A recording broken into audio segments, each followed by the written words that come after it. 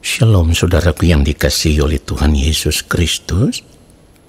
Mari kita siapkan hati untuk masuk di dalam doa syukur pagi.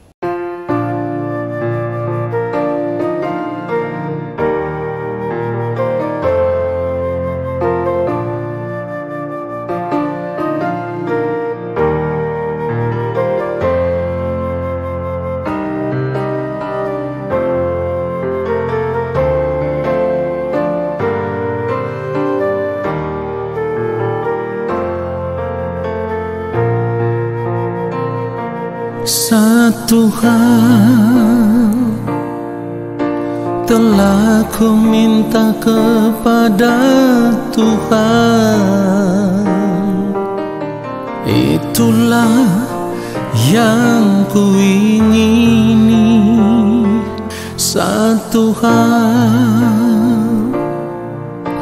telah ku minta kepada Tuhan, itulah yang ku ingini.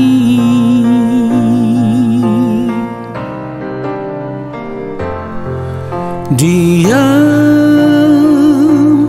di rumah Tuhan seumur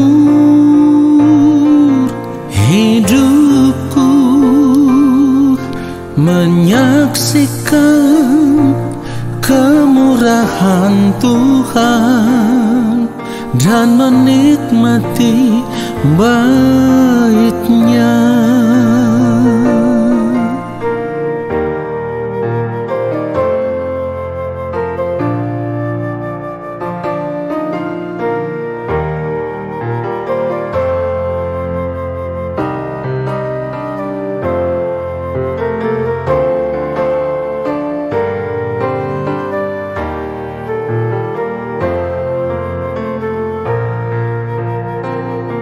Satu hal telah ku minta kepada Tuhan, itulah yang ku ingini. Satu hal telah ku minta kepada Tuhan, itulah yang ku ingini.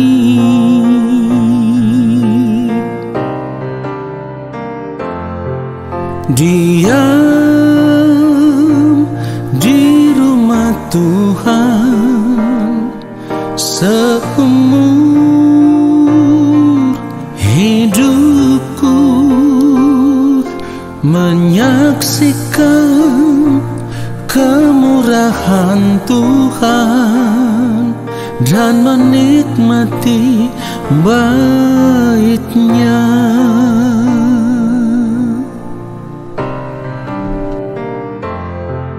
Diam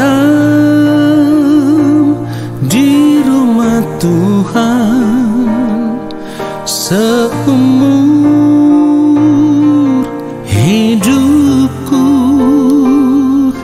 menyaksikan kemurahan Tuhan dan menikmati bait-Nya, dan menikmati bait-Nya, dan menikmati bait-Nya.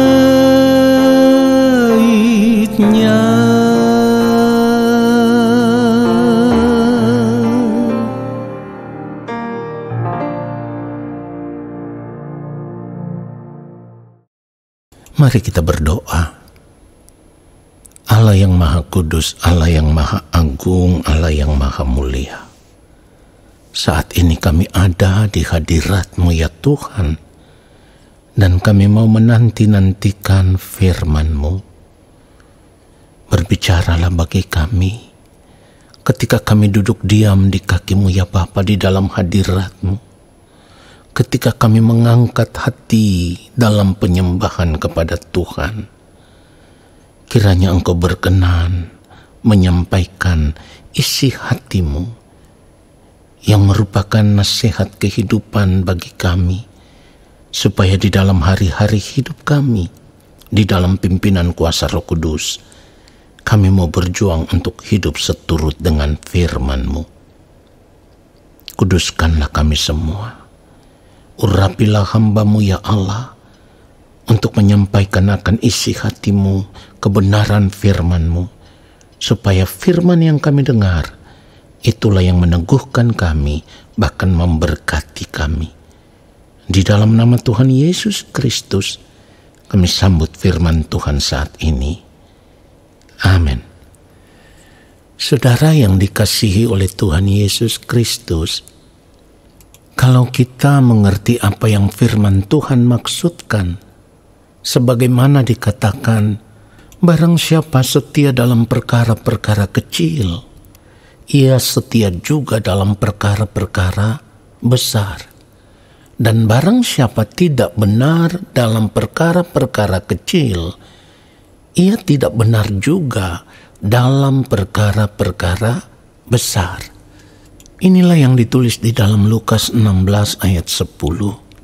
Saudaraku, sebelum kita melihat maksud dari apa yang firman Tuhan katakan ini, satu hal yang harus kita sadari, kita adalah orang berhutang.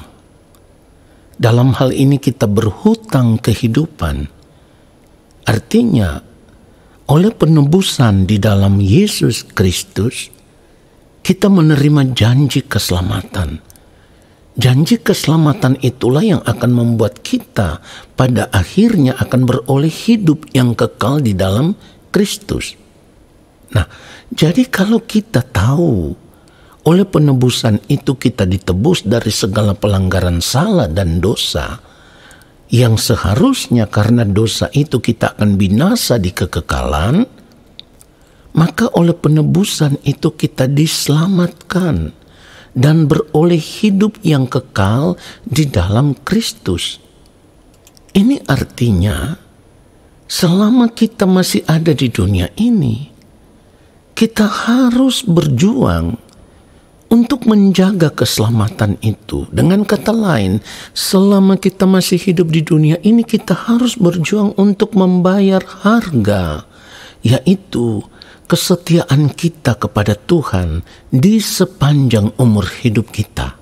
Saudaraku, setia kepada Tuhan yang dimaksudkan di sini adalah bersedia menyerahkan segenap hidup kita menjadi milik Tuhan. Lalu selama kita hidup di dunia ini, kita hanya hidup untuk melakukan kehendak Tuhan di sepanjang umur hidup kita. Jadi kalau kita tahu kita adalah orang berhutang, maka sekarang mari kita perkarakan kesetiaan kita kepada Tuhan. Kalau firman Tuhan katakan barang siapa setia dalam perkara-perkara kecil, ia setia juga dalam perkara-perkara besar.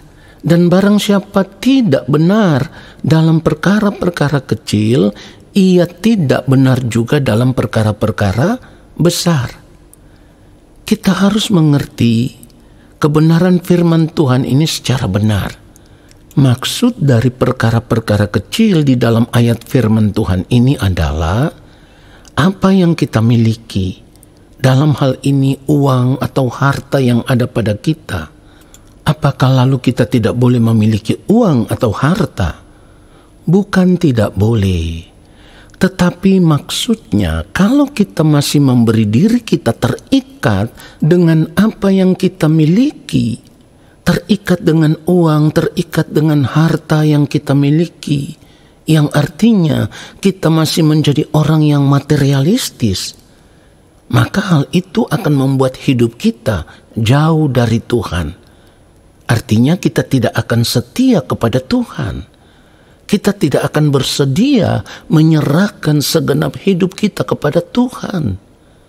Jadi kalau saat ini kita masih menjadi orang yang materialistis atau orang yang masih cinta uang, maka kita tidak akan mungkin setia kepada Tuhan. Itu pasti, ya. Itu pasti. Kita harus ingat apa yang firman Tuhan katakan. Akar segala kejahatan ialah cinta uang. Jadi kalau kita masih menjadi orang yang cinta uang, materialistis, kita tidak mungkin setia kepada Tuhan. Sebab orang yang masih cinta uang, saudaraku, akan selalu mengikatkan dirinya dengan dunia ini. Dan kita harus tahu bahwa orang yang masih mencintai dunia ini tidak akan bersedia menyerahkan segenap hidupnya bagi Tuhan. Itu dapat dipastikan, orang yang masih cinta uang tidak akan mungkin bersedia menyerahkan segenap hidupnya bagi Tuhan. Jadi kalau kita sadar bahwa kita adalah orang berhutang, dalam hal ini berhutang kehidupan, maka kita sudah tidak boleh lagi mengikatkan diri kita dengan dunia ini. Termasuk tidak boleh lagi mengikatkan diri kita dengan segala sesuatu yang kita miliki. Tidak boleh mengikatkan diri kita dengan segala bentuk kesenangan hidup dunia ini. Saudaraku, kita harus ingat apa yang firman Tuhan katakan.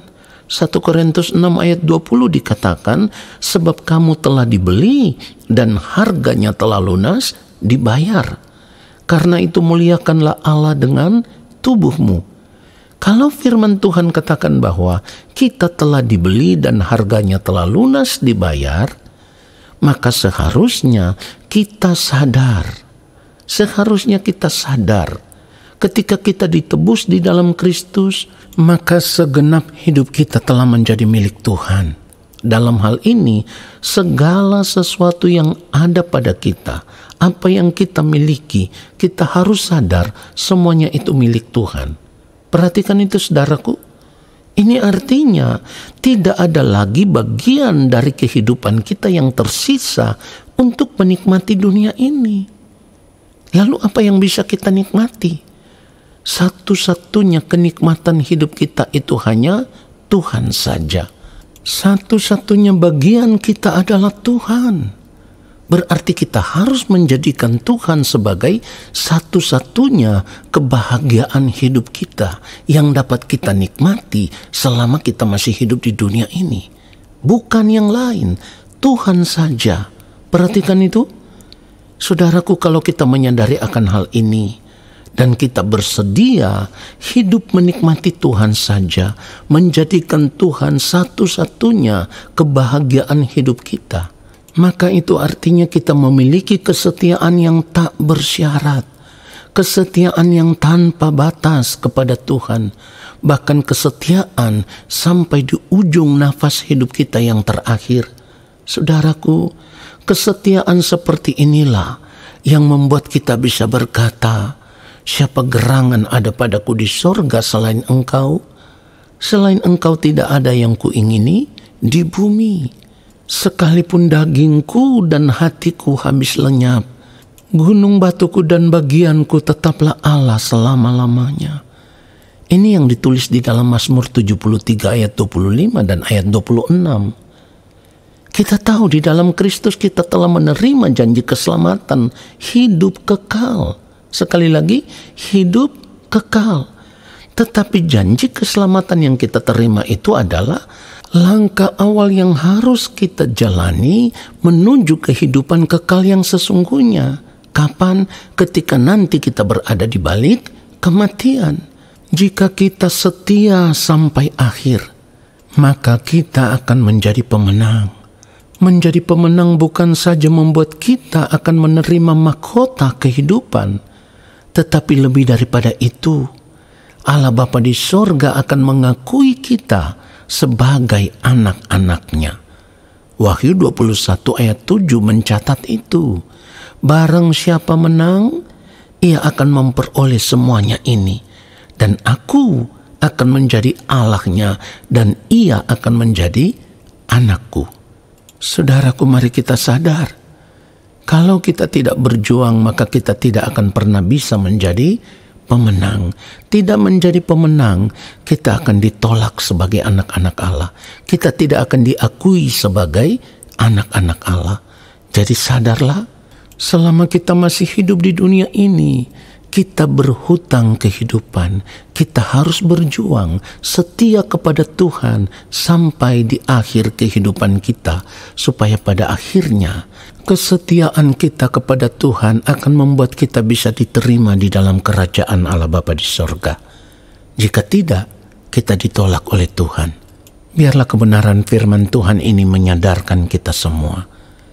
Amin. Mari kita arahkan hati kita tertuju kepada Allah Bapa di sorga, dan kita akan menerima berkat-Nya. Terima kasih Bapa yang Maha Kudus untuk kebenaran firman-Mu yang sudah menyadarkan kami, yang sudah mengingatkan kami, bahkan menegur kami. Selama kami masih hidup di dunia ini, kami harus berjuang sebagai orang yang berhutang kehidupan. Kami mau berjuang untuk tetap setia kepadamu ya Tuhan. Hidup hanya untuk melakukan apa yang menjadi kehendak-Mu di sepanjang umur hidup kami. Supaya pada akhirnya, di balik kematian nanti, Engkau boleh menemukan kami sebagai pribadi yang setia di hadapan-Mu ya Tuhan. Pribadi yang benar-benar berkenan, dan Engkau boleh menerima kami di dalam rumah-Mu ya Allah. Saat ini kami mau mengangkat tangan di hadapan Bapa di sorga. Kami percaya Engkau akan memberkati kami. Turunlah atas kehidupan kami segala berkat kasih karunia daripada Allah Bapa di sorga. Rahmat cinta kasih yang berlimpah-limpah dari Gembala Agung yang mulia Tuhan Yesus Kristus, di dalam persekutuan yang manis dengan Roh Allah yang kudus, menyertai langkah hidup kami dan memberkati kami sekarang dan sampai selama-lamanya. Amin. Saudaraku, selamat menjalankan aktivitas di sepanjang hari ini. Tuhan Yesus memberkati kita semua. Shalom.